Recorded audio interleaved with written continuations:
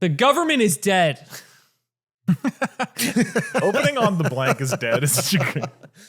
That can't be our recurring theme. No. It's too risky. It's too risky. We have a lemonade stand curse. We have a problem with a curse. Aiden, my goal today actually is to flip that curse into a blessing. Okay? I figure we always try to talk about good news and then bad news happens.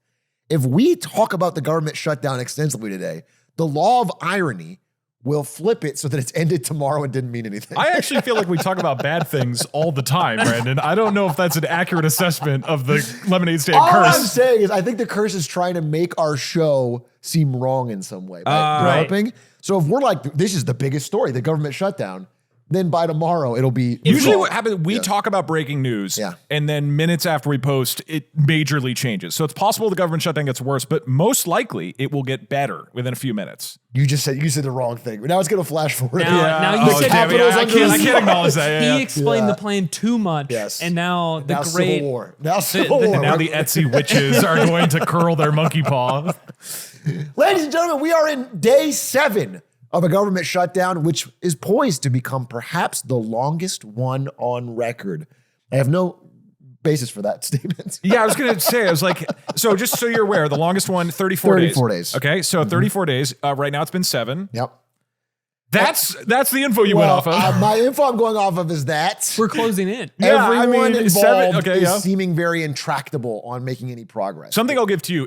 We've been in the shutdown is now longer today than it was yesterday. That's and if that keeps up, it'll never end. Right. Right. No, I saw a quote today. Republican Senator Jim Justice called it Groundhog Day, as in they're showing up every single day and they're saying the same things on both sides, making no progress and going nowhere. So I don't know how that breaks, especially because both sides seem incentivized with their base to make a stand here to fight. So I'm just saying we're in day 7. I don't see a clear path. Maybe there is a clear path that Doug's going to explain to me how we get out of this. I think Jim Justice, it'll keep repeating until he figures out how to get AOC to fall in love with it. That's what we need. We need a Romeo and Juliet type of situation across the aisle. That would actually be awesome. And then as they both kill themselves, like we all come together in mourning. Finally. It's kind of like a 9/11 situation that reunites the country. Bipartisan. Because the love is so beautiful. Right. We're all shedding tears. But I think when this happens, and even in my memory, right, this has happened a handful of times now. Although the last one, the most recent one hasn't been since 2018. It was 18-19. That was the longest one. And there were 3 in 2018, which maybe is why it feels like it's happened so often. I think the big questions that jump to mind is, what does this actually mean when the government shuts down, and why is it happening? I'm glad you asked, Aiden, because I brought my best government attire from home.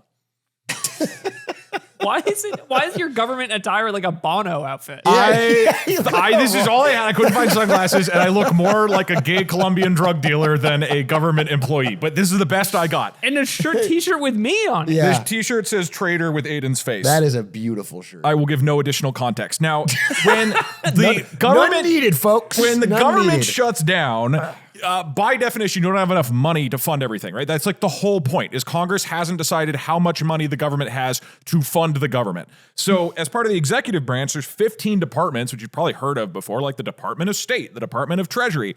So there's 15 of them. And you basically have to decide that the whole area needs to decide what gets shut down and what doesn't.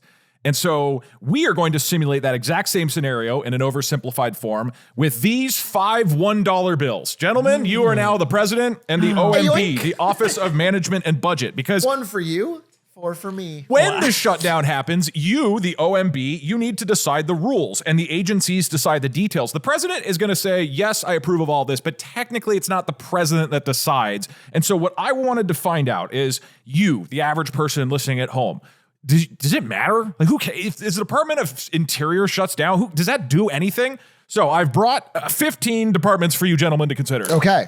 For each one of these departments, you have $5 total. It costs $1 to keep the department running. Otherwise, the rest of them are going to shut down. Okay, this is just like what they're actually having to decide right now. Why do we have government budget problems if every department costs $1? Yeah, doesn't make sense. Slightly oversimplified analogy here. Let's start with the Department of Education. Again, you can fund 5 out of these 15 total departments. Would you guys spend $1 on Department of Education? hold off on that. We have homeschooling now.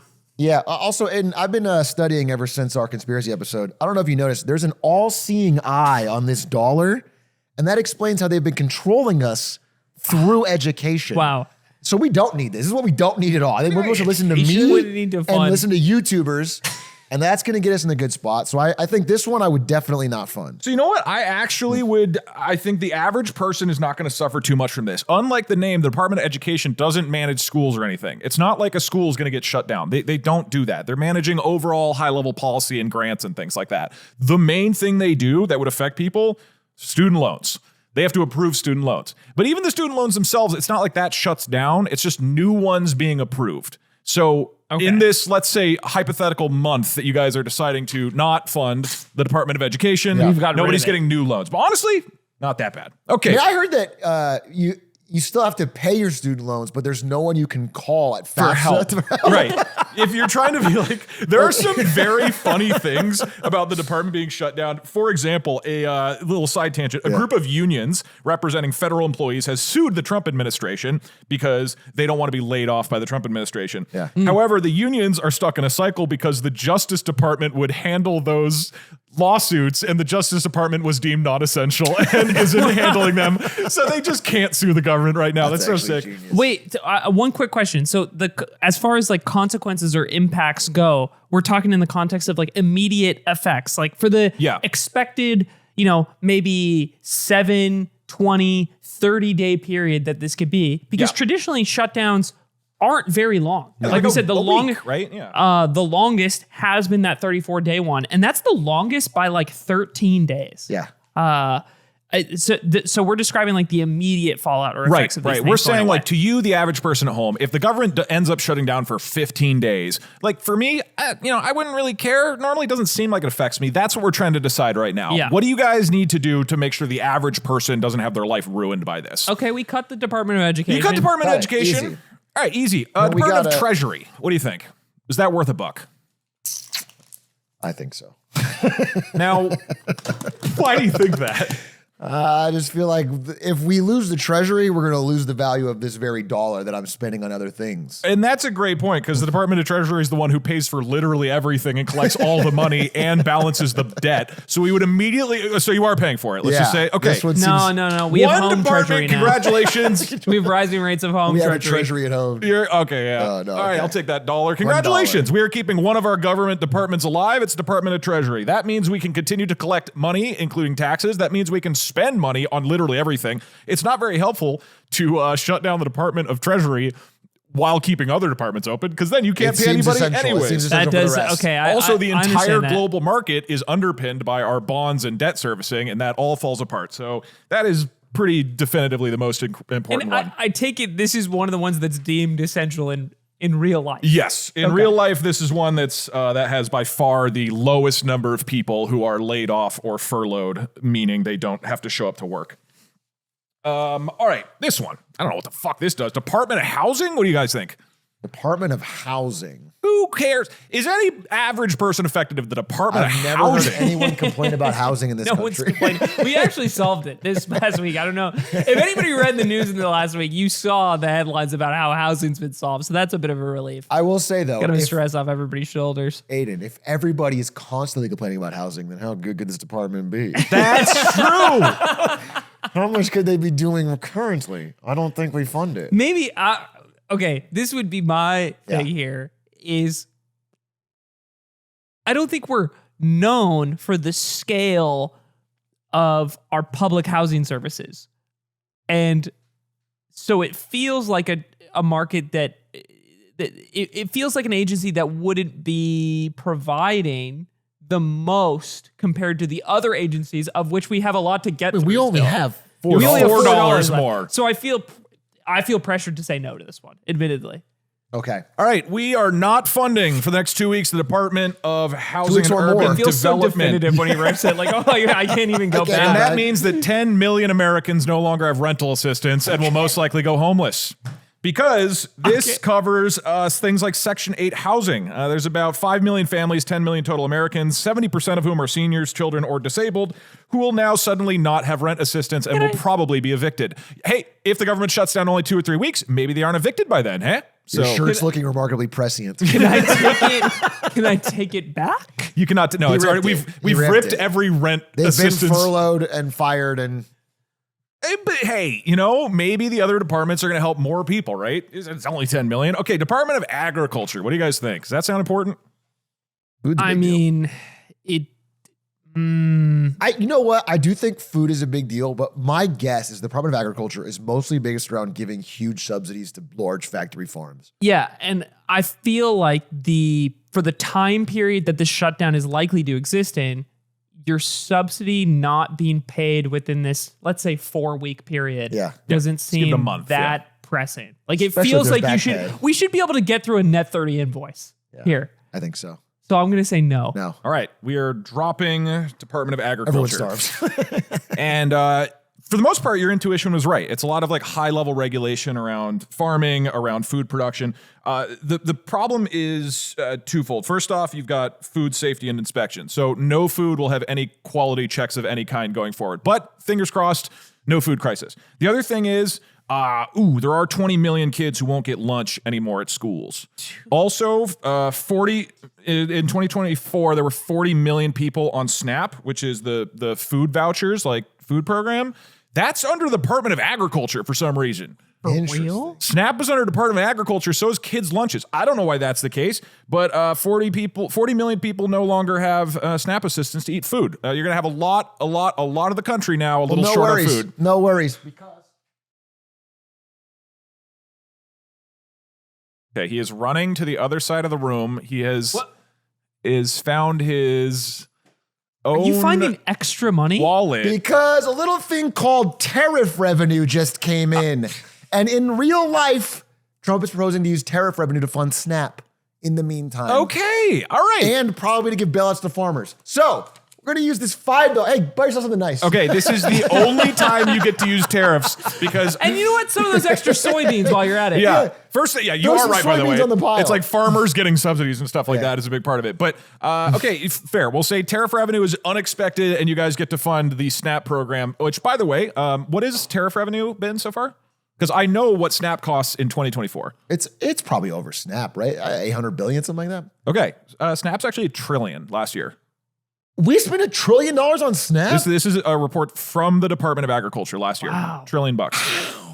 So Don't buy yourself something that nice. yeah. So tariffs are great. Okay. That would be all of the tariff money to get 80% of people to have food. It'll cover it. Because he's promising so much of this. He's promising like It's the checks tariff to revenue is everyone. supposed to cover it everything. covers everything. It's this magical It infinite. can't even cover SNAP. He's like, we're gonna give everybody in America a $2,000 check off tariff revenue. Tariff revenue is gone. That's off the Okay, we table. got You still SNAP. got $4 though. Let's Okay. go. We're all right. Department We're all right. of Defense, now known as the Department of War. It is the military. What do you think? Now, this is one of the things where we are oversimplifying the analogy. This is more expensive than the other ones, but let's assume it costs the this same would really amount. Would cost you a lot fund it? more. Or could you just say, hey, everybody, let's chill for 2 to 4 weeks. You guys got this. Here's what I'm thinking. The obvious answer is we don't fund this one because in a month we're not going to need it. All right. Yeah. However, I feel like this one has 10x the employees of every other one. And if they are furloughed and not paid, it is so many people unpaid. So at the very least, I rip this dollar in half and I give Doug half its dollar back. I mean, I don't know. This is a tough one for me because I know we have all of these bases and we have all these employees and Military we have all, bases, and I even think, hospitals. And I think Veterans Affairs is a different department. Veterans Affairs is a different department. Okay. Ooh, that helps. That So helps. that helps. So maybe we You're not throwing veterans under the bus by doing this. I think it's You're it's throwing only future a few veterans weeks. under the bus. It's only a few weeks. How bad could it get? how bad can it get? We're not gonna You're fund not it. funding Department of War? Are you serious? Okay. We do not have a military. No military bases, no readiness whatsoever if there's any kind of attack on the United States. This is a fingers live in a chill crossed kind time. of moment. Nuclear deterrence, that's gone now. China might go for Taiwan. Russia might go for Ukraine. But if we can hold out for 3 or 4 weeks, come on. They're It's not a going to move that 4-week fast. window. It's a 4 4-week weeks. It's not going to be window, that bad. dude. And you were right, by the way. There's about 3 million people employed by the military. I figured. And- A lot of people. Okay, I think the main exaggeration of this segment also is that in actuality, all of these things can be partially funded or like we're just saying yes, no, flatly. Right. And we're getting rid of the entire thing. And we're taking it or leaving it. Yeah, and we have $4. And we only have $4, which does fund it fully in this exercise. Yeah. But that is there's an amount of people you can put on leave. You know, it might be 20% for one department on leave, unpaid leave. It might be 80% for another department. That's my understanding. Yep. Yeah, I think true. in the real world, it's a sliding scale of how much they get cut. And I think you're going to show it to us at the end. I don't know. I sure did remember to get that graph ready, He sounds confident. which Atrioc will take a probably look. get that graph. We have it. We'll take a look. So at yes, this is simplifying things. At the same time, this is a simplified version of an actual thing that they have to go through, which is to decide what are we shutting down during this period. I mean, these are real decisions they have to make, even if it's not quite, this high level. Okay, well, we don't have a military right now. What else could we potentially cut? What do you think about Department of Justice? Okay. You want to pay this? Well, like the anecdote you already provided, I think I'm kind of in the camp of am I crazy? You would not fund the DOJ? I don't want to fund the DOJ. You don't want to fund the DOJ. That's what I've decided. You have no sense of justice? None. I think it should just be my call. I think, yeah, okay, we'll run it through Aiden. Yeah, actually, it's fine. We're going to tossing What Department of happens if Justice? we cut the DOJ? All right, so if you cut the DOJ, it's the laws that aren't being enforced anymore. But here's the thing: most laws, statistically, they're enforced at the local level, at the state level, right? True. So the federal government, they take on like tens of thousands of cases a year, but that's kind of a drop in the bucket compared to the millions of cases that are taken in the justice system across the whole thing. And we're also not talking about the judges. That's part of the judicial branch. So this is the United States government being able to sue or take cases against people or companies that are doing illegal things. Now, the issue here is that kind of by definition, a federal crime, something the government will broadly go and put this case up for, is somebody who crosses state lines, as in it's a big deal. These aren't little tiny things. This might be a massive drug trafficking ring. This might be massive cyber criminal or financial fraud. This is going to be potentially something incredibly huge. It might be anti-monopoly stuff, as we talked about with Lena Khan. So is the world going to catch on fire if the Department of Justice mostly gets shut down? No. You just have to hope that there aren't any major high impact cases that are going to be kind of screwed because they're out of commission for a month. I mean, I feel like the DOJ, the last big case I heard them going after was like Ty Lopez, the Lamborghini guy, because he bought Radio Shack and did a Ponzi scheme with it. It's like, all right.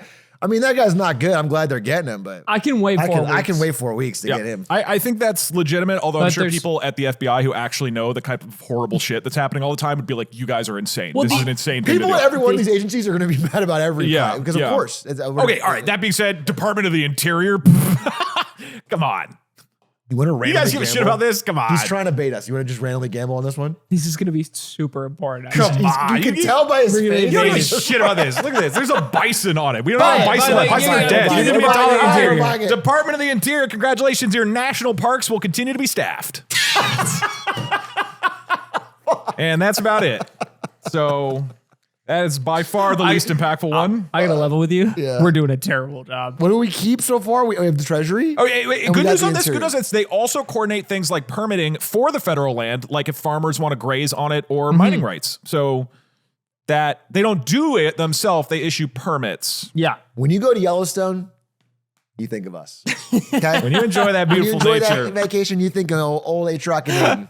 All right, this one is a wash. Nobody cares about the Department of Health. Fuck it.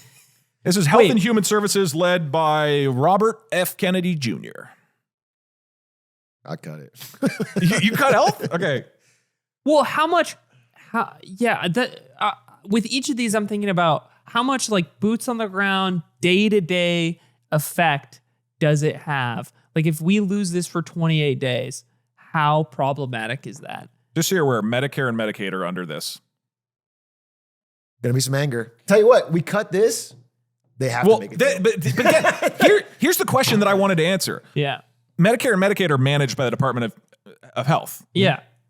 But if the Department of Health goes away, does everybody stop getting health? Are they the ones doing the health? I will answer that question shortly. Health, You doing must the guess. health. Are they doing the health? I defund No. it. Okay. No. We're dropping the Department of Health and Human Security. This is actually, I think, a smart decision. I mean, smart in the context of an emergency, obviously, Yeah. because yes, they oversee Medicare and Medicaid, but what many people are not aware, the government isn't personally managing people's health plans. They're not hiring the doctors that take care of people. They're overseeing and approving the private companies that will be paid by the government to do this work. So over the course of a month, the people on Medicare and Medicaid, most likely they'll be able to continue getting health, continue to get services, continue to get insurance. They just can't resolve any problems and there can't be like major updates. Also, hopefully there's no pandemic because that is the CDC. We're doing a lot of fingers It's a fingers crossed kind of situation. It we is don't a get a pandemic. It's a huge 4-week gamble right Yeah. now, I will say, in this world. Also, you kept saying getting health, and I was like, yeah, just getting your health. Just get health. I was more thinking like from a doctor or a pharmacy, but yeah. All right, what do you guys think about Department of Homeland Security? If we cut the military, I'll definitely cut Homeland Security. Yeah, I mean, this is like the baby brother to the Department of War. This is I going to feel stop like, right? China's invasion of Taiwan. We're already gambling. Yeah. That's my read on it. So I'm prepared to be very wrong. the only thing here is so Department of Homeland Security, it's what the name suggests. It was made after 9/11. It's for internal threats, not external threats. And so that includes border protection and ICE. That's gone. Okay. Border protection's gone. Oh. TSA screening for the airports. That's gone now. Faster lines. And that is well, actually the opposite. That is currently happening in airports right now. This is a real one. FEMA, the agency that deals with disaster response. So if there's another hurricane or something horrific, But it's 28 days. cybersecurity 28 days. infrastructure. Oh, and one other one, U.S. Secret Service. So our politicians are going to get much more Agile. agile. They're going to be very a little skittish, like a we'll rabbit. just do a lot of Zoom calls We'll for do more weeks. Zoom calls. We'll do a Zoom lot of town halls. calls. Well, unfortunately, you also lose cybersecurity infrastructure. So we'll have some hacked Zoom town halls. Department of Homeland Security is dropped. Okay, what about Department of Transportation? People got to get around, Aiden. They gotta. They got to This get is around. actually people don't know this. They have a direct internet line to control anybody's car at any given time. So imagine that goes away. Yeah. That could. You dropping this? No, I think I'll pay for this. You pay for transportation. You're getting the Department of Transportation. Well, you have one more dollar. You do what you want with it. Fine. You take it. You take it. There's like 6 more. Okay, you do I'll fund buy the Department of Transportation. This is a good decision because this is air traffic controllers. Oh, If you don't have this, nobody can fly. That being said, the rest of what the DOT does is not really a day-to-day thing. It's like overseeing the broad railroad system, the broad, like airport system and whatnot. So, but I assume the operations, like with a lot of these things, I think a common theme here is oversight of these things at a national level, but the local level, say the LA Metro, would continue operating. Yes. Because it's its own organization, Same has with its own funding. the highways. They oversee the broad planning of highways. They don't manage the highways. So the average person for the DOT, like getting shut down, they're not going to care. The only thing they will care over the course of a month is airplanes crashing. But we into each do other. need our air traffic Also, what we're controllers. saying though, in the real world, the air traffic controllers are not getting paid, but are still working. Like, so you could. but they'll get back pay. That's Yeah. right. Yeah, they're not getting furloughed, as in. I mean, Correct. Yeah. But even furloughed employees get paid. Right. Right. So anyway, yeah, it's bad. This is happening right now. And again, like to what we mentioned earlier, certain parts, large chunks of the Department of Transportation are just told to not come into work right now. Air traffic controllers, they're like, please come in. Furlough, But you're even not then, paid for the time you're furloughed, though. I thought That's what I thought. that's what I thought. But there's a law in 2019 that says they actually do get back pay. for all the time they were. Yeah, I Okay, mean, let's so double check. I didn't have here, time to like deep dive into it. But this is a good thing to check on because this is a twist in my understanding as well, was that there's a bunch of people during a shutdown from all of these agencies at differing percentages depending on the agency that get essentially laid off for that set period of time. They don't work and they don't get paid. And then there's a portion of people who continue to work to operate or do their job at the agency. I thought those people are also not getting paid, but then they get the back pay for their work. Correct. That when they come back. I thought the people that do not work through that time period Don't get paid. do not get back pay. That's what I thought too. And there was a law passed in 2019 that furloughed people who aren't working will get back pay. So I believe that your law is correct. However, there is a White House memo going around suggesting that not all government shutdown workers will receive back pay. Donald Trump was asked about it, and he suggested that not all furlough workers will get. It depends. Okay. What he said. So we don't know what that means. Yeah. Yeah, and that's my understanding as well. Historically, before 2019, if you were furloughed, the idea is, look, we're just not paying you, but please come back to work in the future. Now, furlough also means we're going to back pay you, which is basically not furlough, so it's a little confusing to me, but the Trump administration is trying to push back against that in order to save money, to lay off people, et cetera, et cetera. It's interesting because in 2019, the law you're talking about, it was signed by Trump. Yeah. That said all furloughed employees shall be paid for the period of the lapse in appropriation. So they'll get their back pay, which is interesting. There might have been different political motivations at the time because the shutdowns in 2018 were that was because the Democrats didn't want the spending bill at the time to fund the border wall. There was a big dispute over it. That was the December, like the into 2019 shutdown. Here's a direct quote. Trump, when asked at the White House on Tuesday afternoon about back pay for those workers, said, "I would say it depends on who we're talking about. For the most part, we're going to take care of our people." So that's a big question mark. It's gotta, in that scenario, it's gotta suck to be one of the guys who has to keep working. That's what I was going to say. Because you could have just gotten a vacation, make everybody right? go into work, dude. If you're going to pay them back anyways. Yeah, it's wild if they're going to get paid back that they don't work. That's just the worst of both worlds. I don't understand. Yeah, we don't get the services, and then we're not saving any money. I would actually prefer if I'm paying the taxes for it. If you're going to get paid either way, like please do the thing. Please give people SNAP money. This seems so obviously wrong that there must be something we're misunderstanding. Do you know what I mean? Like there must be something we're missing here. That was my thought, and I learned about that like 2 hours ago, and I was like, I don't have time. I gotta knock out these other things. Okay. So look, we can explore it more later. But there's people who are currently not working by the normal standard set in 2019 should also be paid back once the actual budget is passed by Congress that says who is getting what amount of money. Interesting. Yeah, I mean, on this specific example of transportation, transportation, I was flying this weekend and I was thinking about in the air, I was like, man, the air traffic controllers that are working right now are not getting paid. I mean, they'll get back pay. Right. Assuming this But all it's a works wild out. thing that somebody who's determining whether your plane crashes isn't being paid. And then Burbank had to shut down. This is, near us in LA, was not able to operate, and a bunch of planes were delayed because they were understaffed. Yeah. So like they're, even with this situation of like, we'll pay you in the future, like not everybody's going to show up. Like it's just, so this is all happening in real time right now. The threats are also that they're going to be permanently laid off. So again, another quote is, asked Tuesday how many permanent jobs on the chopping block, Trump said he'll be able to say in 4 or 5 days, if this keeps going on, it'll be substantial, and a lot of those jobs will never come back. Yeah.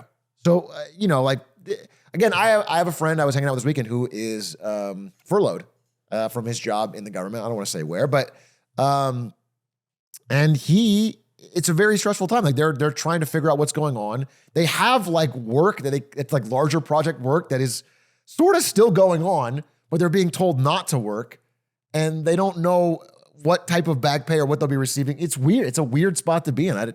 It's confusing. It's funny to hear from a person in that situation that it's basically as ambiguous as it is for us sitting here. Yes. They're like getting weird emails from their managers and just trying to figure out what to do. But it's all day to day. They don't know.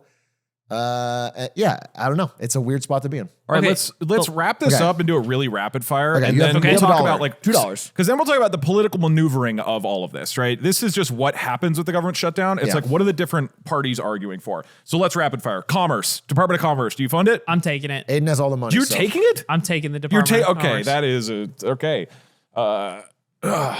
What? You've got nothing. You've got $1 left. Congratulations. What? You got a problem? What? You get to keep doing weather forecasts.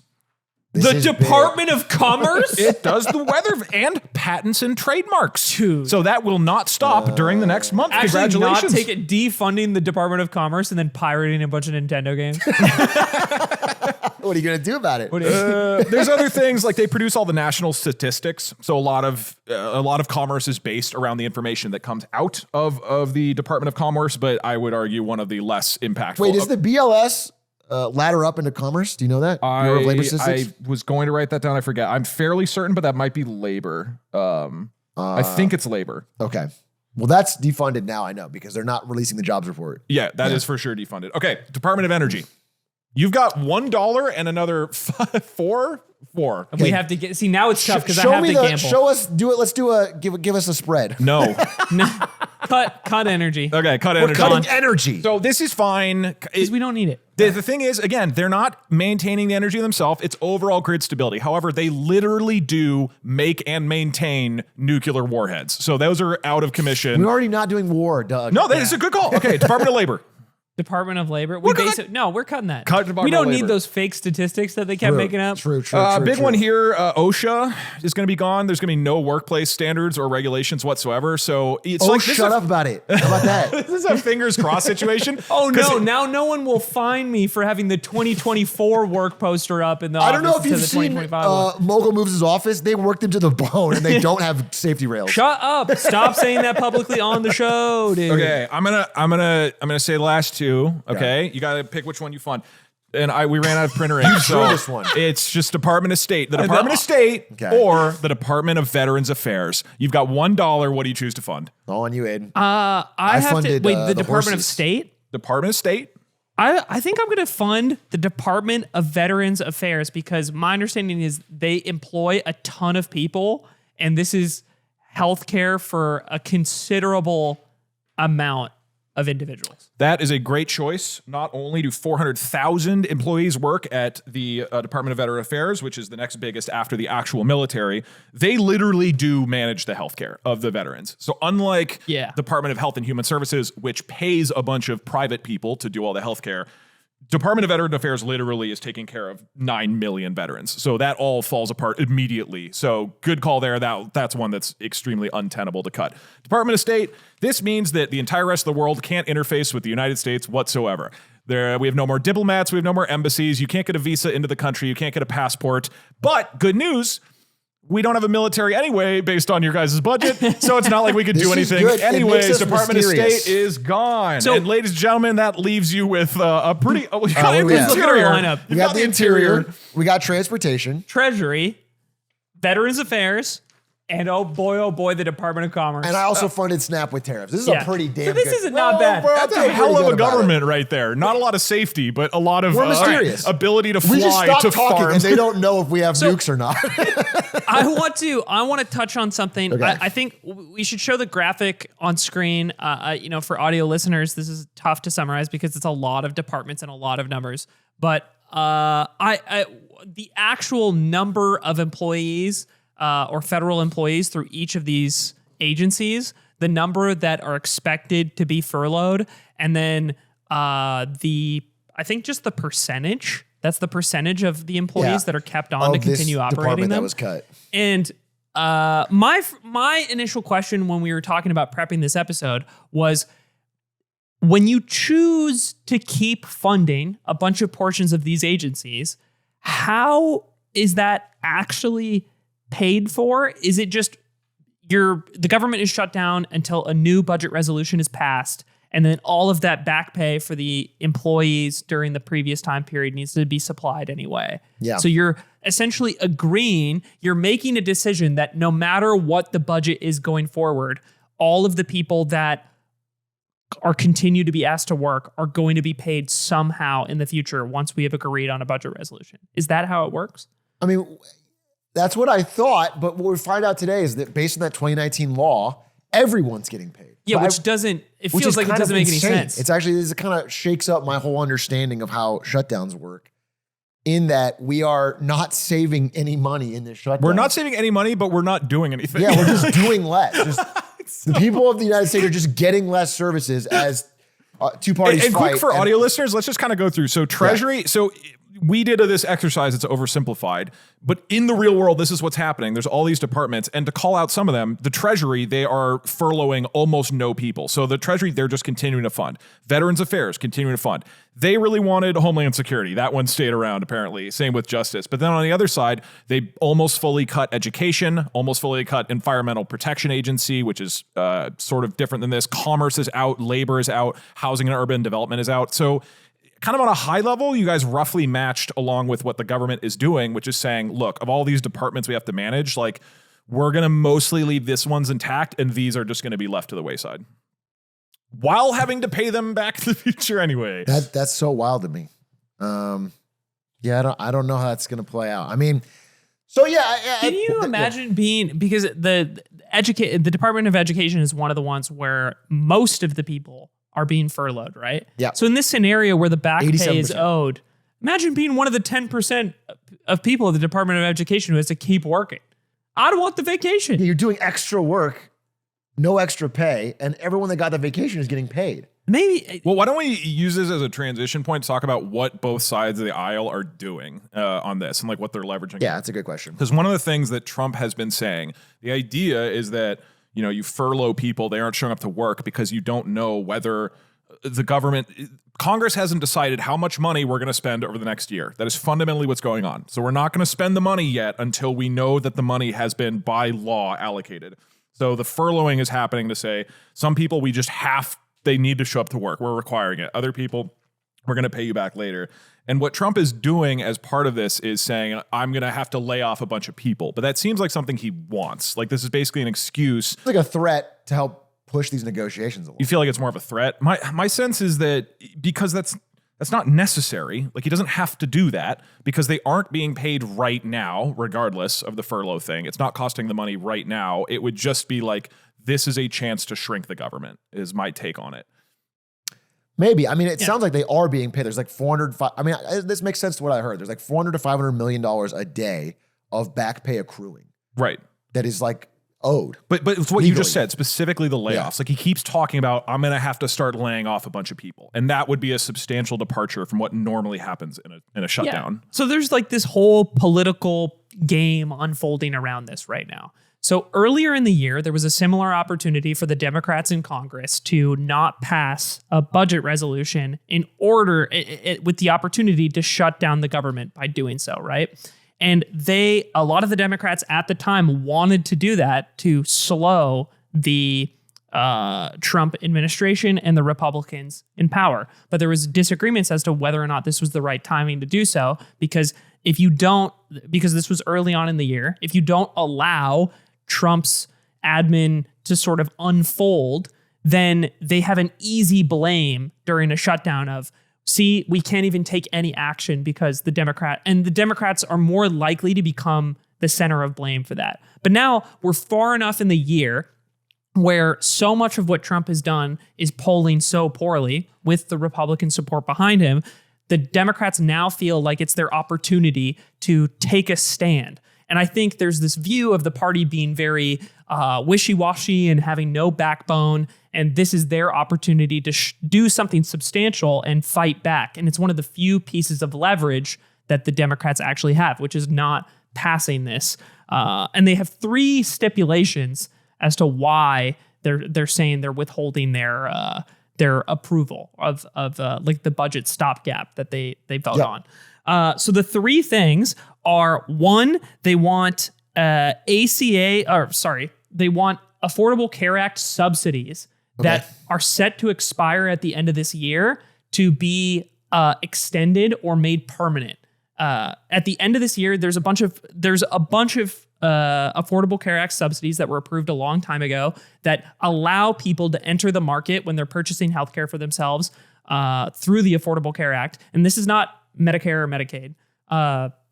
And it's the way that a ton of people, about 22 million people, access affordable health insurance in the country right now. And through the expiration of these subsidies, people's premiums are expected to jump a ton, with an average of 114% increase, hugely dependent on your level of income. So if you're lower income and you're buying subsidized ACA healthcare, you're looking at, maybe you're jumping from literally paying nothing to something like $35 to $65 a month, which is still a big increase if you're not making a lot of money. But if you're middle income, like say you're making like $65,000 a year, right? And you purchase your healthcare through the ACA, you're looking at a huge increase in your premiums over the course of the year. Maybe a 10 to 20K increase in healthcare premiums to maintain the same plan that you are on now. And the Democrats are saying, we cannot allow these subsidies to expire. You need to continue to fund them and make them permanent. That's the first stipulation. You looked like you wanted to hop in. No. I have a quick thing. Yeah. These subsidies were not that long ago. They were enacted in 2021 during COVID. And so during that point, Biden and Democrats had Congress and everything, and they said, we need to expand basically the support we're giving to people through the ACA because COVID is causing all these issues. And then they extended it through 2025. It was initially just supposed to be 2 years. So it was meant to be temporary. Then the next year they extended it to 2025 and said, we still need lots of support for people. So it's supposed to end now. In theory, that was started as a COVID era, like help people during this pandemic. And now Democrats are saying this should just be permanent. And that's the context. Yeah. And then for the second stipulation, they want to reverse the cuts to Medicaid that came in the big, beautiful bill, which we've already talked about on the show before. But Medicaid saw a bunch of cuts through making it more difficult to be eligible or prove your eligibility and saving money that way. And the Democrats want this reversed. And then the third thing is a commitment from the White House or the executive branch to no longer make unilateral decisions on pulling funding from agencies that was approved by Congress in the past. So that's like Trump's favorite thing to do. It's one of the favorite things right now, right? But their thing with this is there's a general idea that this level of oversight or changing of funding to agencies made say years ago, funding to these agencies decided in a budget bill is decided by Congress. Now, during this administration, the executive branch has made a lot of executive orders or decisions to defund or freeze funding for things related to these agencies. And Congress has a problem with this, even some Republicans, because it's like, these are decisions that we debated and voted on and passed, and now you are unilaterally making decisions about how that funding should be allowed to continue when we already did this the correct way through Congress before. Also, if you continue to do this, any new agreement we come to about budgets means essentially nothing if you can just hand wave anything off as the executive and make a unilateral decision about changing it in the future. So there needs to be some sort of change or commitment for that will no longer be the case. And these are the three things that Democrats are seeking right now. Do you know why, while that sounds like a good idea, why is that part of the budget? I think it's not necessarily a part of the budget. This is the only piece of leverage. This is the first substantial piece of leverage that Democrats have right now that they can use to push Republicans around. Interesting. It is a political move. I think there is sort of a public-facing argument from Democrats that I've seen that this is very focused on healthcare, and they've picked healthcare to stand their ground on because they feel like it's the one issue they really can win on against Republicans right now. But overall, they're looking for any opportunity for a political win in a climate that has basically the most disgust or dislike of Democrats, even though, even if Trump's approval ratings are low, the Democratic Party's approval ratings are ridiculously low. I think they're even lower than Trump's. Yeah. And from a Republican perspective, the pushback here, or what they're looking for, first, the big thing that they're holding in contention is like, if you do this, we're going to lay a bunch of people off. A bunch of people are going to lose their jobs permanently. And that's the stick they can wave in return and like really blame Democrats because they're making an effort to blame the shutdown on Democrats right now. Quick funny thing about that. Trump has already announced that the officials in charge of layoffs have been deemed essential. They still got their jobs. Gonna need you. They're showing up to work. Well, how can you lay the people off if the guys laying the people off don't have jobs? You need the layoff guys. You got to fund the layoff guys. You need to fund the layoff guys. And then there's even an argument here that Republicans are quietly happy for the shutdown occurring because they want better ground to stand on for these layoffs to happen anyway. Trump, from the executive position, wants to cut more federal jobs in general, but doesn't feel like he has the public confidence or goodwill to like continue making these cuts. But this is a situation that may allow them to do it basically without the same pushback that they would get otherwise. But I think that's up for contention because a lot of Republicans are flat out saying that it's bad that the government is shut down and we didn't want this, and they were fighting back against the Democrats to have it up and running again. And then the last point, or one more point I saw about this were the Republicans are pointing out that when they were in the minority under Biden, they never said no to one of these stopgap funding bills during the previous Democratic administration. They're like, even when we hated Biden, we weren't doing what you're doing right now. And this feels unprecedented, or we didn't do this to you guys, at least in this exact type of budgeting situation. And if you look back, like the most recent shutdown before this was in 2018. Yeah. And the Democratic argument on the other side is these times and the decisions that this executive is making are so unprecedented that action is absolutely necessary to take at this time. And I think if you go further back, you can also make the argument that Republicans have caused different shutdowns in different scenarios. So there's an argument to be made there as well. And then the very last thing was another item of, well, these healthcare programs were being abused by illegal immigrants, which is sort of the headline version of the Republican argument of why these programs are like wasteful or shouldn't have existed in these facets in the first place. I've spent some time looking this up. This is complicated, but the headline is very misleading.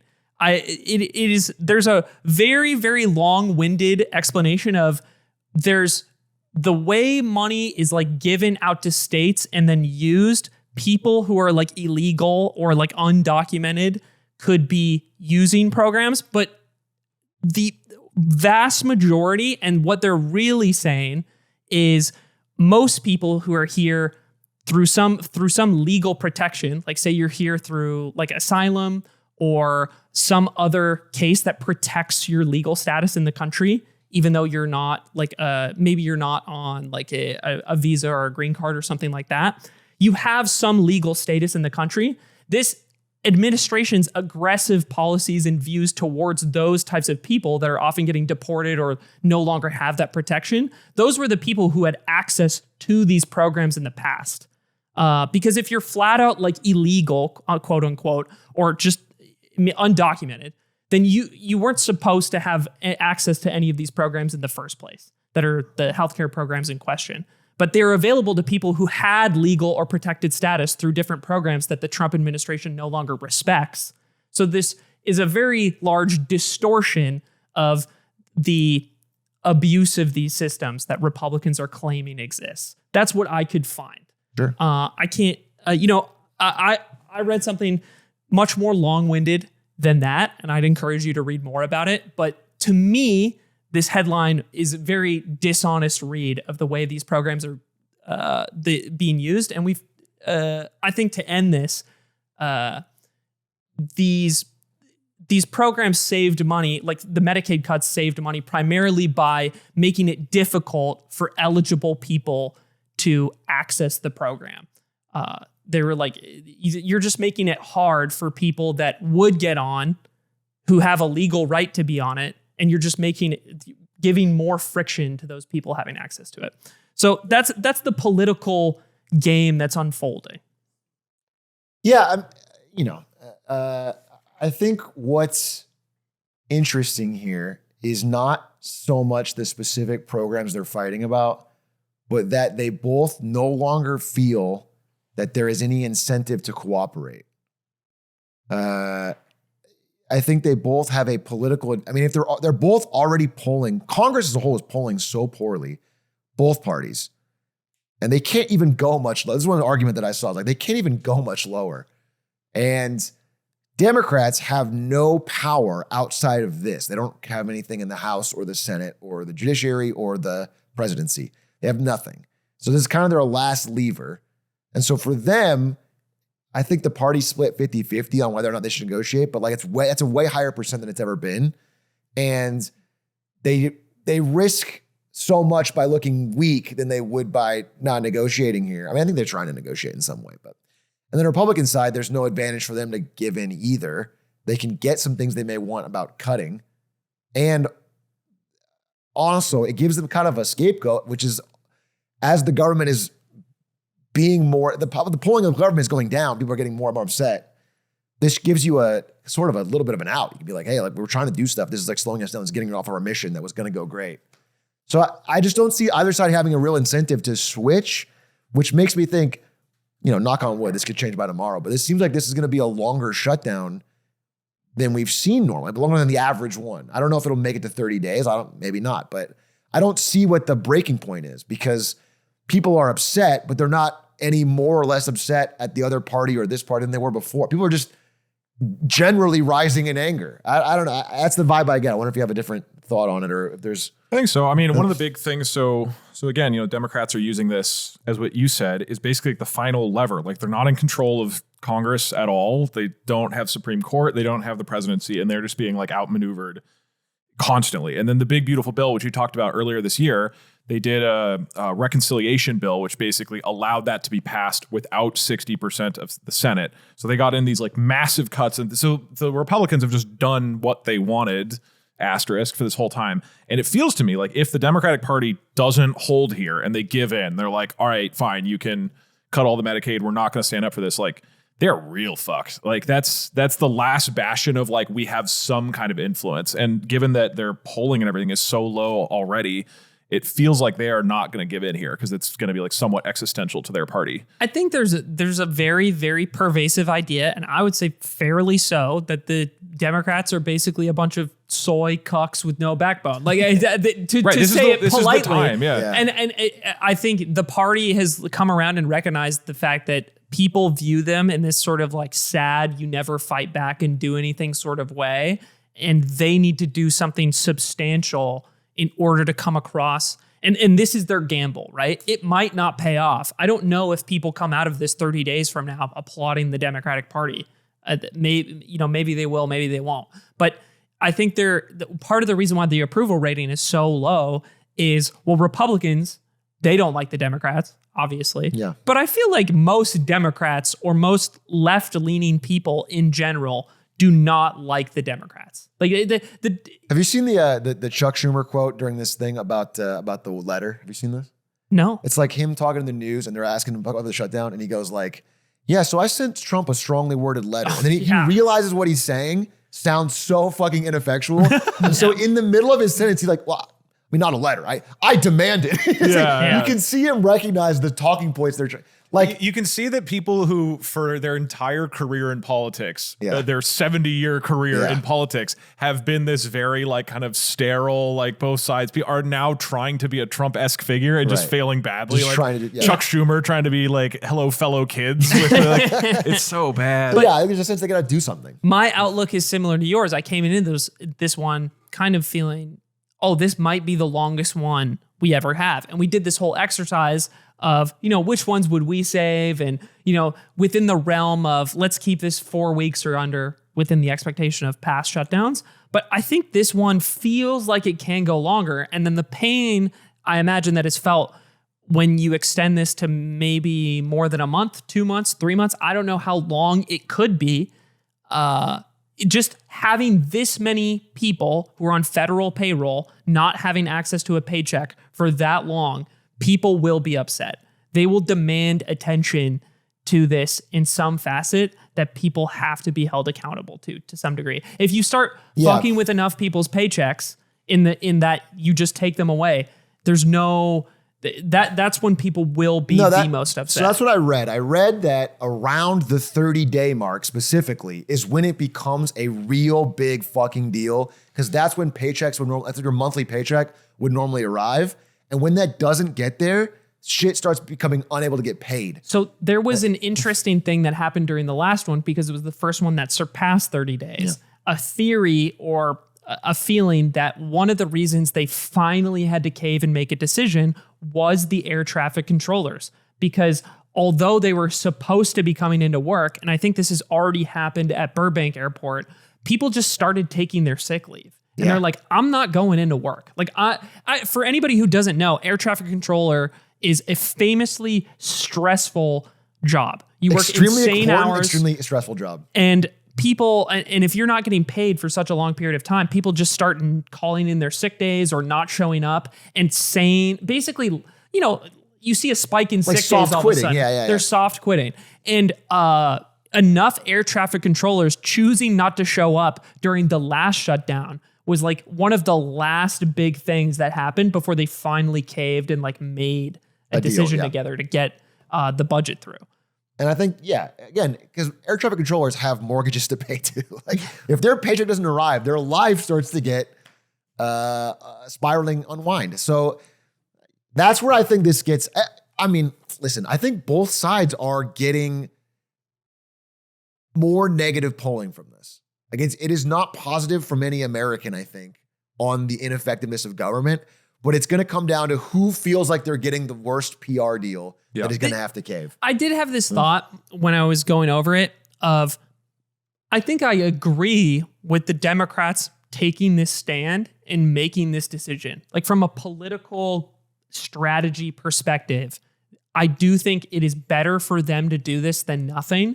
But then I thought about how, dude, if I'm not a person who like reads the news and listens to the news every day, and I'm not in tune like with what's going on to some degree, and also I'm in the privileged position of having like a financial position that isn't affected by this at all. Like if I was just a normal person who wasn't tapped in, then I would not be applauding the Democrats here either. I would just be like, the government shut down, fucking figure it out.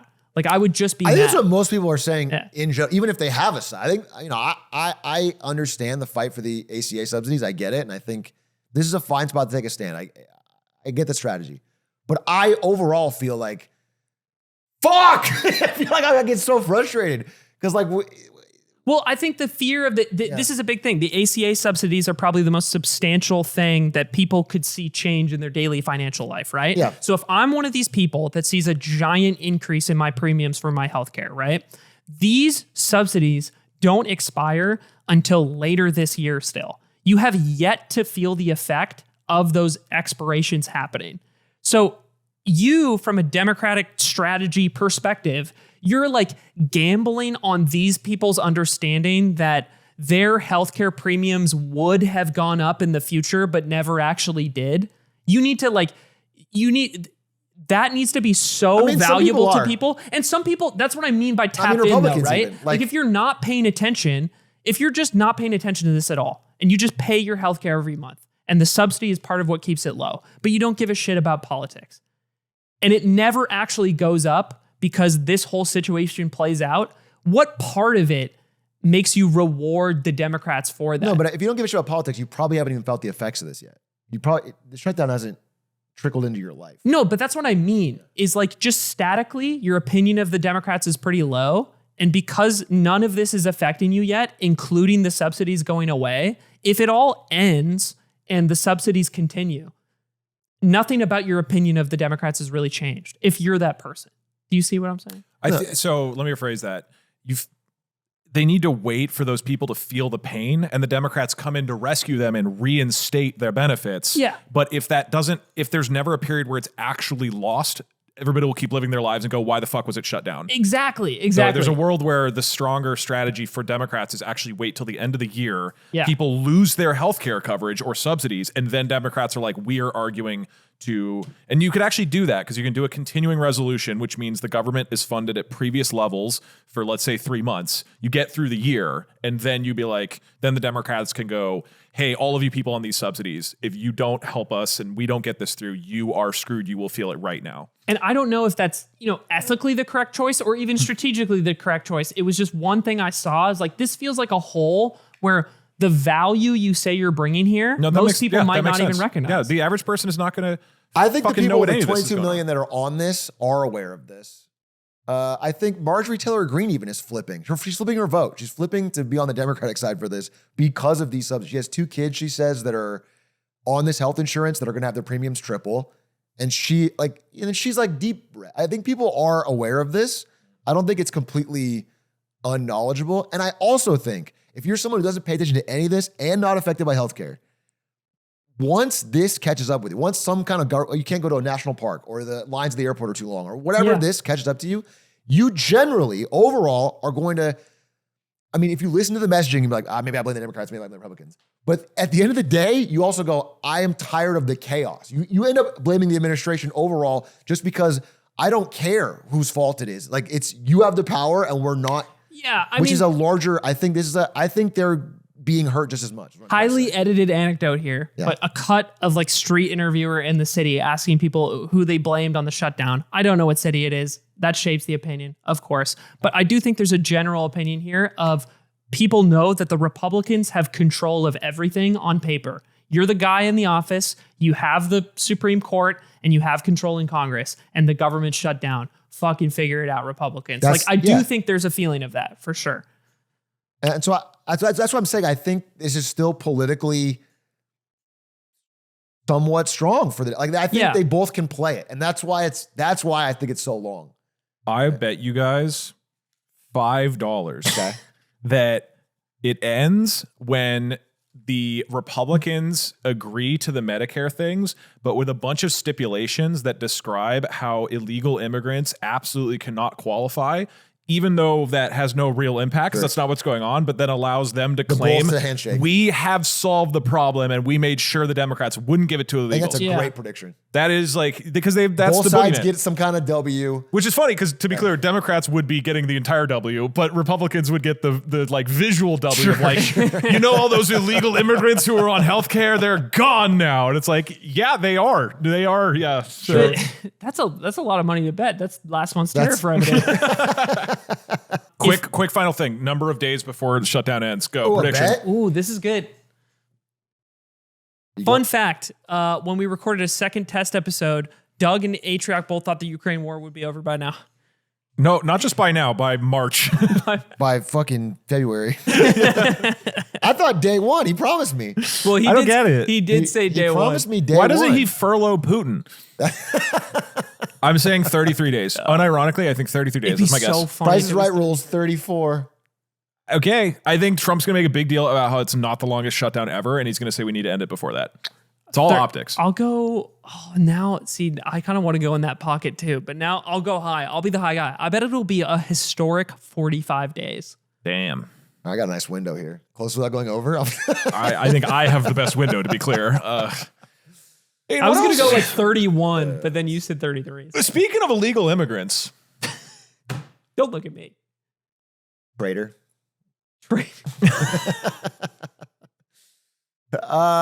Yeah, wait. We want to talk about H-1Bs. There's another big. I wanted to talk Did you about not get the H-1B visas.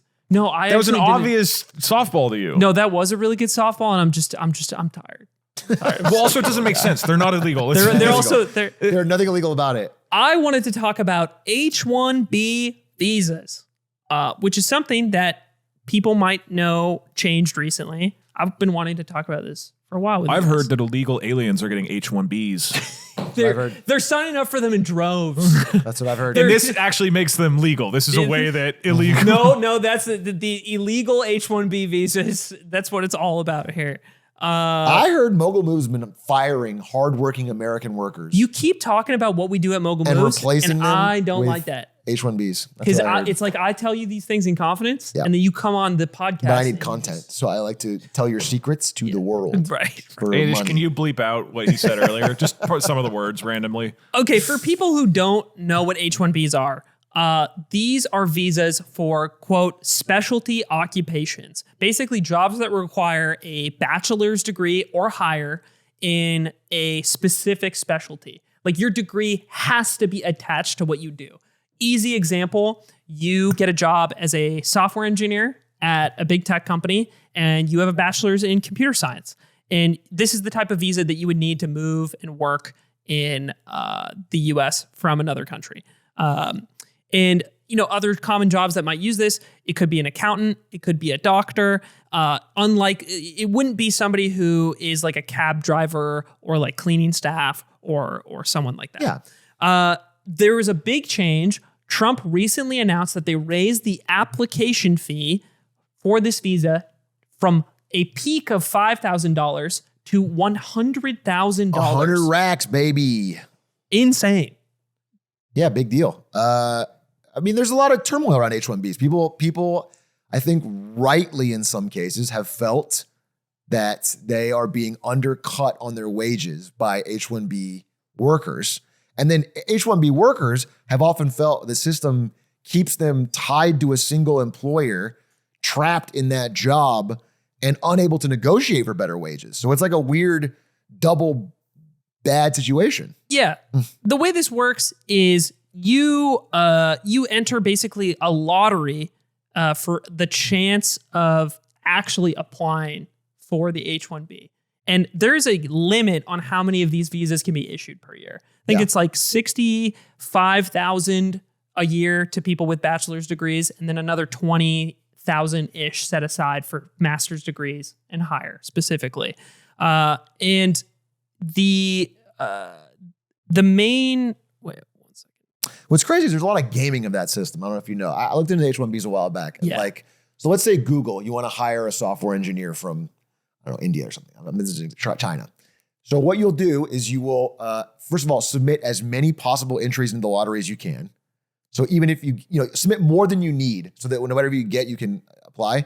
But then also you will hire like a staffing firm that is also, basically their main job is to constantly submit thousands of entries into this lottery. Yes. And then once they get their share of like 50 or 60 or whatever, then you can hire through that staffing firm. So it's like a numbers game and a money game where the biggest companies can overwhelmingly use loopholes to get as much of the lottery H-1Bs as they can. And historically, the intention behind this is to take some specialty area in America and that's underserved by America's labor market and get people to fill those roles. And that's the good intention behind it, is like, oh, we don't have enough people that specialize in this type of work. Please, let's get them here so that our companies can grow and get talent that they need to be successful. H-1Bs like underpin most software big tech companies. Like there are it's an incredible so many H-1B visas, and often the smartest people in the given room are H-1B visa holders. So the change to 100K aside, up until now, the issues with these that I see is if you're on this visa, right, you can only work for the company or the job that sponsored your application. So if I get a job at Google with my H-1B, I can't just freely go seek a job elsewhere. I also need Google or whoever my employer is to sponsor my green card, which is my permanent residency in the United States, if I want to seek that out after a few years of living here. I think it's 5. And your H-1B is good for 3 years, but you need to keep that job with that company. The issue is that you as the employee, you don't have a lot of flexibility to go freely like negotiate and seek out other offers, right? And relative to the field of jobs you could be getting elsewhere in the US, you might be underpaid because the friction to freely go seek other work is so high.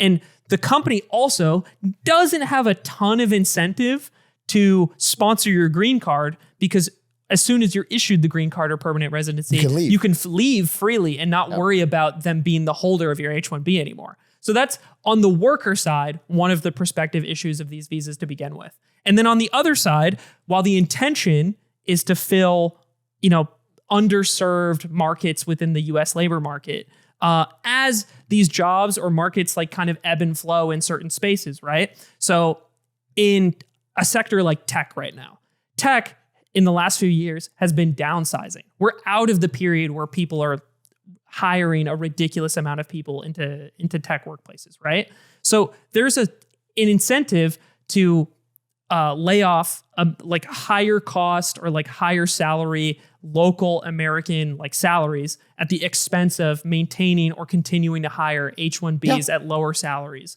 And in general, from what I could see, there is H-1Bs have historically been used like correctly. They seem appropriately used and have like studied, not outcompeted like local labor markets in the US. But I think I would disagree.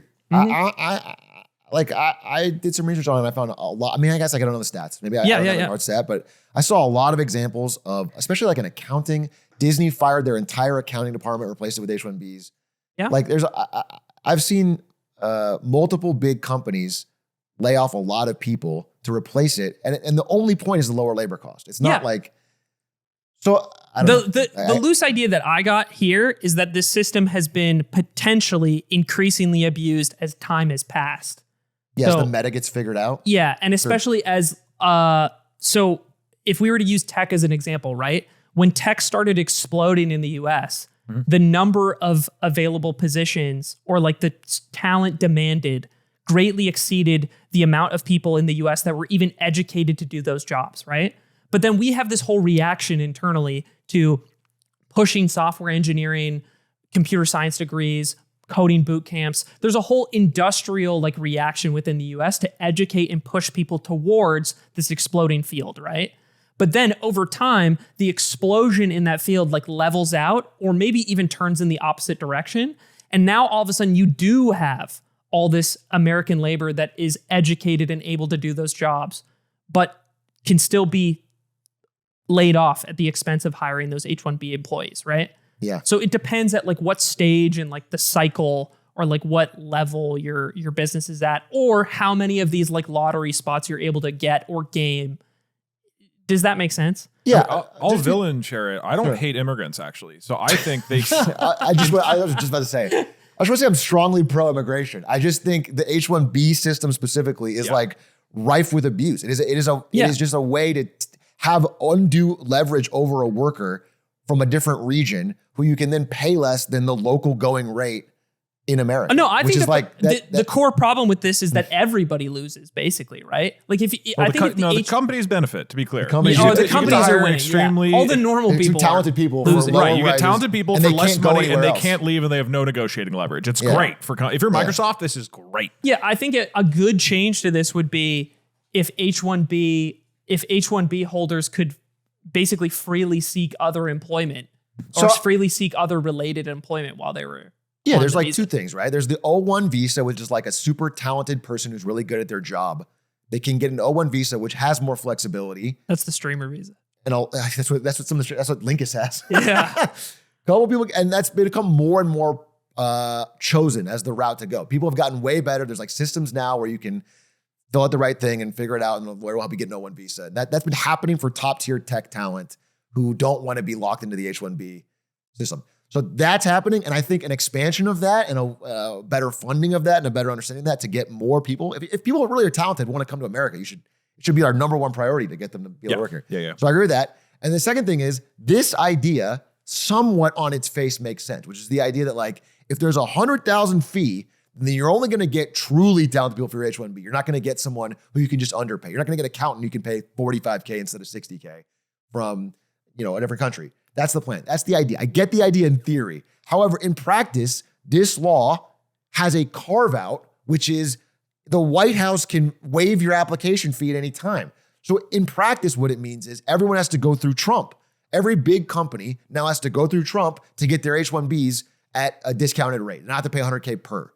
And what happened when this rolled out is they said it was $100K retroactively. So every company was freaking the fuck out. And they were saying to all their H-1B employees, do not fly in. Like, stay over there. We'll figure this out. Don't. So there's a lot of chaos and panic. And then Caroline Leavitt came out and said, no, we didn't mean retroactive. We meant like starting now for the future, which was a backpedal. And now, but they're saying with a carve out through the White House. So that like most things that this administration does, even if there's a kernel of something that they're attacking, the execution is either grifty or chaotic. And in this case, both. So there's the chaos and then into the part where it's like requires you to go through him. Well, it seems like the big pain points I could see from this is, with that being said, right? If you're Amazon or Google, you're one of these companies that was kind of seen kissing the ring in the build up to the election anyway. You might have the relationships with the White House to go forward and negotiate that fee down for your company, right? But places that'll be hit in different ways, like a huge source of healthcare labor is H-1Bs, like for nurses or doctors. And this is areas where we're like famously understaffed, where we're still hiring in a job market that's terrible, right? Yeah. The one sector of the economy that's still hiring and looking for people. And if you work at like a smaller healthcare institution, like a smaller like local hospital or a smaller network within healthcare, you might not have the leverage or the connections to negotiate those application fees down, or even talk about those application fees being lower. Yeah, absolutely. Yeah. I think that's the problem. Is it's a two-tier system where those with connections and those that kiss the ring and those that have something to offer the White House can get better deals on labor now, which is again crazy. I want to add one more crazy thing that I didn't know. I didn't hear at all about this until I read more. And so about 70% of H-1Bs issued are to people from India. And when this announcement was made, there was no significant change in the American stock market, but there was a big shift in the Indian stock market in reaction That's to this wild. message, which was wild. And I think because so many people, Indian diaspora that are in the US, like if you get one of these jobs, right, and you have this visa, it's, part of the reason why you are getting this job is even relative to the American market, if your salary's low, right? It's probably much higher than what you were earning back home. And you send money back home to your family, and that helps, stimulate local economy or local business in like wherever your family lives in India, inadvertently, being attached to like Indian companies. And there was a reaction in the Indian stock market to this change being announced. And I thought that was pretty wild. There's huge companies that have made a business. I forget the names, but these IT companies where their whole like thing Infosys is basically, and I know that. It's an H-1B fight. Like, it's so perverse onto how this whole idea is supposed to be, which is they're basically they apply for as many H-1Bs as possible. They just try to get as many as they can. It's almost entirely Indian workers. And then they are just offload that to major tech companies for a fee. It's a fucking racket. It's terrible. So, again, I'm super, super pro, positive, skilled, fair immigration. But I do agree that H1. I mean, and the big counter argument is what you already addressed, which is like, we need super talented people to keep winning as a country. That's the foundation of America, right? Is getting the best and brightest people to come to America and build it. And then particularly with all the fervor around robotics, AI, et cetera, it's like AI is shockingly high leverage if you're a really brilliant person, right? If you're like one of the smartest people, it's like that person can have such an outsized impact. So you want them here really bad. 74% India, 11% China, and then 1% Canada. So it's I know. Crazy. Isn't it crazy? It's just basically India and then a little bit China. Yeah. And the percentage of these visas these H-1B visas every year that go to the largest tech companies plus 2 gigantic Indian staffing firms is like, I want to say it's like 80%. It's like, I saw the stat and it was shocking. Oh, you can see here: Amazon, Tata Consultancy, Microsoft, Meta, Apple, Google, Cognizant, JP Morgan, Walmart, and Deloitte. And like these combined are like all of the H-1Bs. They're pulling almost all of them. And then Tata Consultancy gets a massive number of the H-1Bs, and then they sell subsidiary like accounting services to like all these different companies in America that can then just lay off their entire accounting departments. So it's just the way it's being used is like systematically just undercutting wage pressure in America. There's no benefit. Except for the companies. Can I talk about? I want to one kind of tangential immigration thing related to this is. So a bunch of people obviously do get green cards eventually, right? Yeah. Like eventually, not everybody does, but and once you have your green card, you could apply for citizenship. But when you have your green card, there's a quota system on how many people from different countries can become citizens off of their green card. And these quotas don't scale with rates of immigration or population of countries. So obviously, like if you're from Denmark, like you'll be on your green card. I think it's 5 years, or maybe you need 5 years to get your green card, and then I think you can apply for your citizenship like right after that or something. But if you're from Denmark, we don't have enough Danish immigrants coming to the U.S. to get anywhere near the quota. So you can just apply and then become a citizen. It's relatively quick as far as U.S. immigration stuff goes, right? But as you can imagine, based on this number, probably absurd. Dude, people are on their green card from India for like 15 to 20 years right now because of where they are in the queue within that ladder. Long line. Because we don't scale or change it at all, which seems absolutely ridiculous to me. No, it just feels like a really broken, underfunded, corrupt system that has so many like abuses and loopholes for the biggest corporations and not benefiting average Americans on immigration. I mean, the life is hard for the immigrants coming in. I mean, maybe they're making more money than they would make, but they're in a at a disadvantageous position at every step. They're like, yeah. I think you just have so little negotiating power once you're at that company that employs you, right? You're put in a spot where you probably feel obligated to work longer hours, do more to keep your job. If you get fired, you lose where you live. Exactly. It's so I mean, I have friends who have an H-1B. What I would say is, dude, one of the pure proofs that like this is not being used in the way it's intended is that part of the law is that everyone who hires somebody for an H-1B is required to have made a job posting and try to find, they have to prove they could not find a qualified American candidate for the role. That's like part of the law on H-1B. Yeah. And so the way they get around this is so obviously fraudulent. Like they have so many ways of like, they'll only post it in the newspaper. Yeah. Like and you have to require to mail in a letter with your resume. Like it's like the ways they get around like contest law. Like there's so many ways they do that so they can make sure that like no one can actually apply except for the candidate they want to underpay. This is another thing with like time passing and the system being abused more. Yeah. Is like early on, a lot of these catch-alls, the way you're supposed to prove that you couldn't have hired an American in this person's place. Yeah. It's like these things started off more honest and effective at the beginning of this program. Yeah. But as time passes, it becomes more and more distorted. Dude, I feel like that about so many things in government in general. It's like a video game meta. It just gets people figure out how whatever the law gets made, it's like a countdown till somebody figures out how to abuse it. And that's why you need wise leadership that updates. And then fucking Trump dropped a balance patch, except there's microtransactions to go to the old version.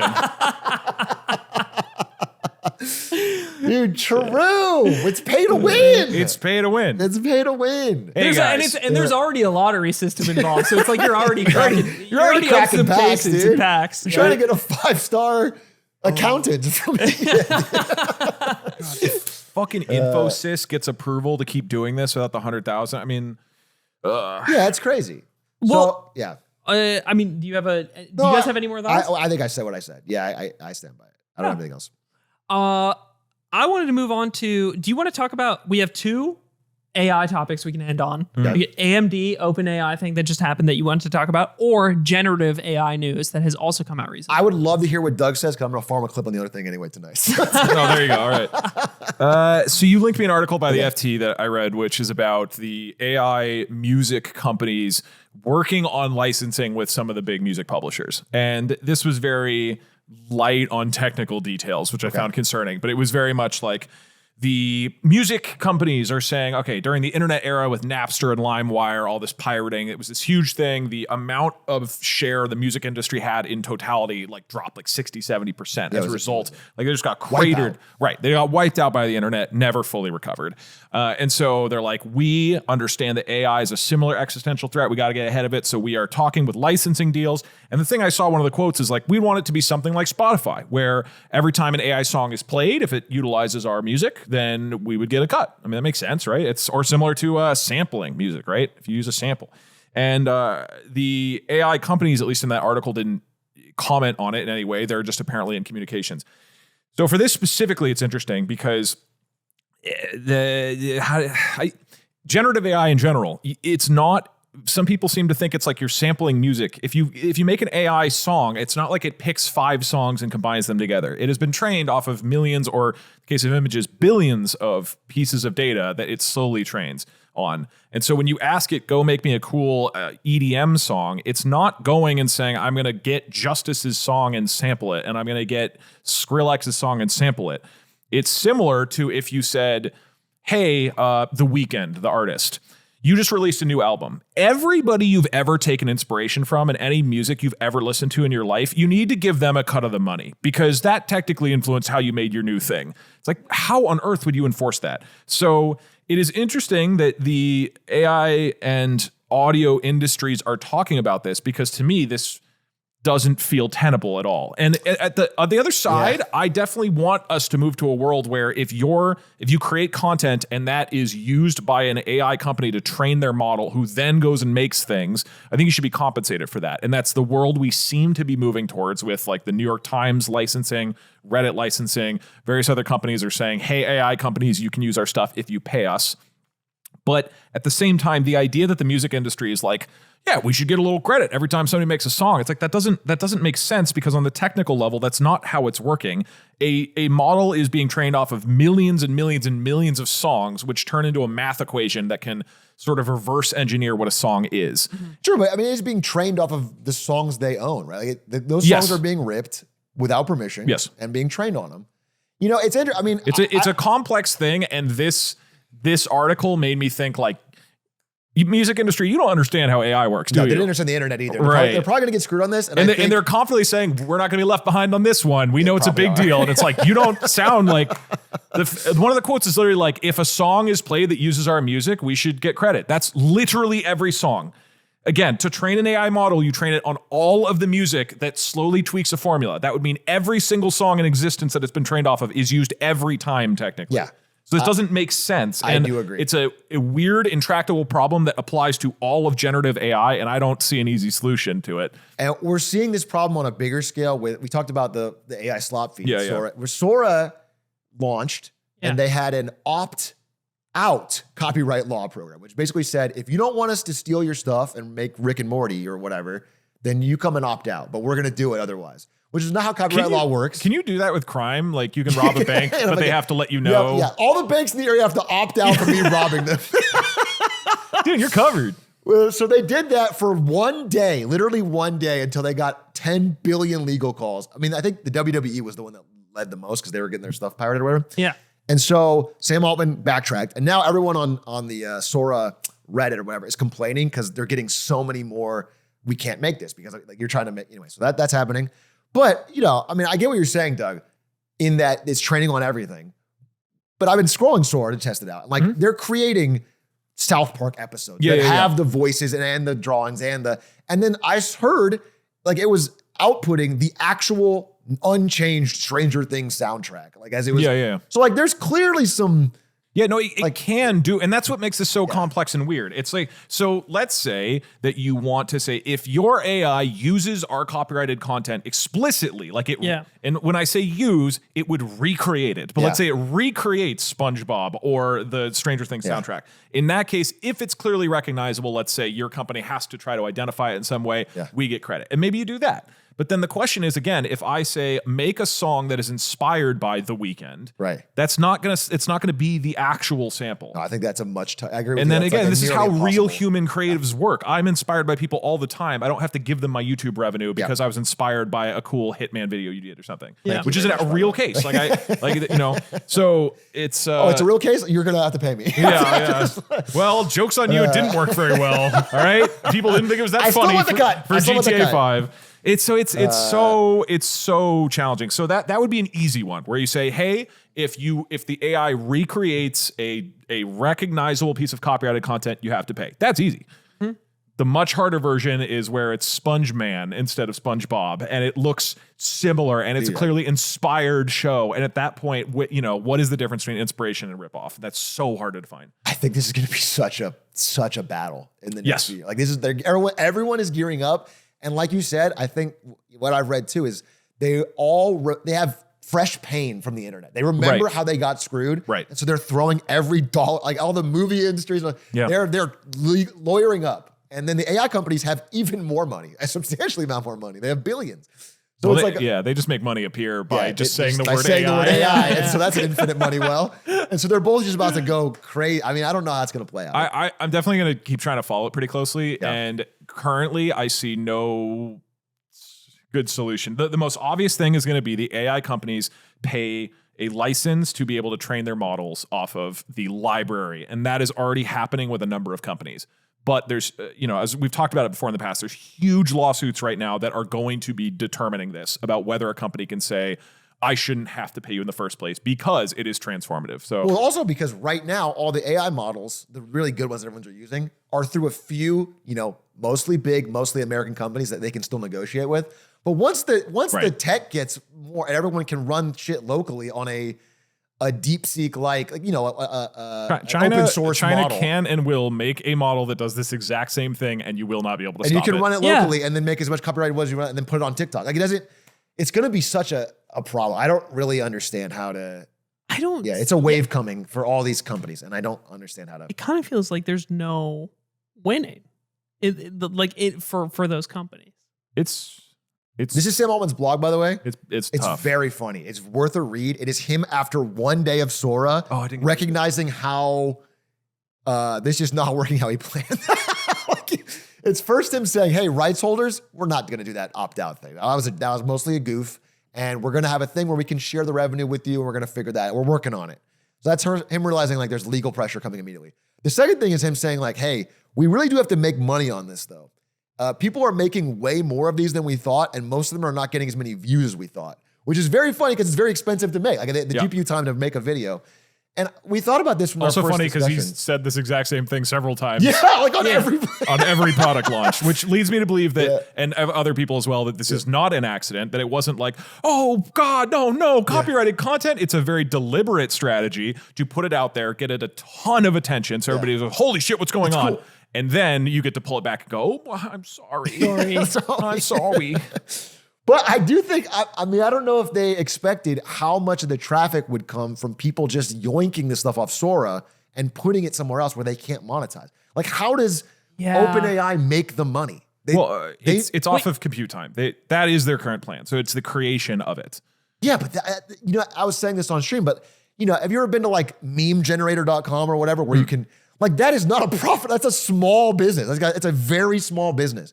If they become the GPU meme generator, is that really enough to pay for the potentially $1 trillion they need for the not that much, but counterpoint Adobe, right? Adobe is a set of tools to be able to make things. And if this is a different tool where you can go and say, this is the type of video I want to create, and you don't have to pay $50 a month for Adobe.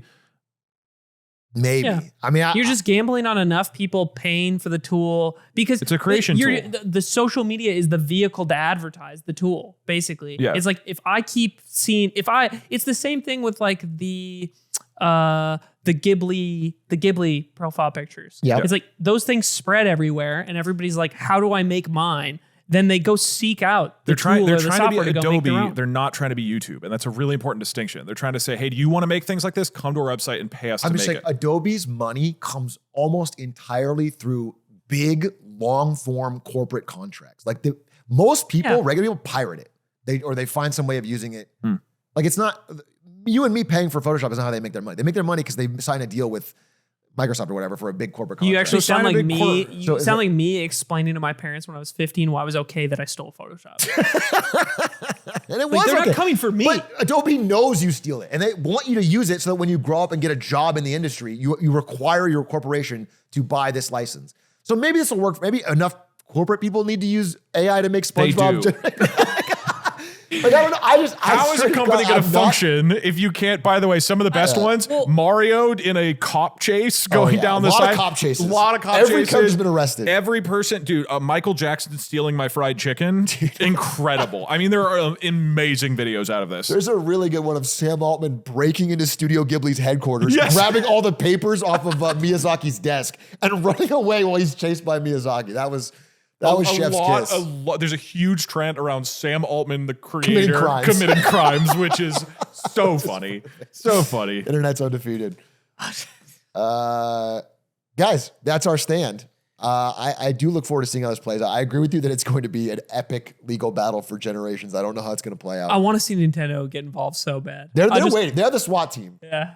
When a certain line gets crossed, Sam Altman's going to be in the crosshairs of Mario's Delta Force. It's been on the opposite side of the Nintendo one so many times that I just want to see it play out. I want to see it play out the other way. Because I've seen Mario smoking weed and I've seen all this stuff on. Here's the thing. It's all good. And it's going to be a really interesting, fun little battle until DeepSeek launches DeepSeek Video. Yeah. And then all hell breaks loose because there's no ability to enforce it at all. I'm safe.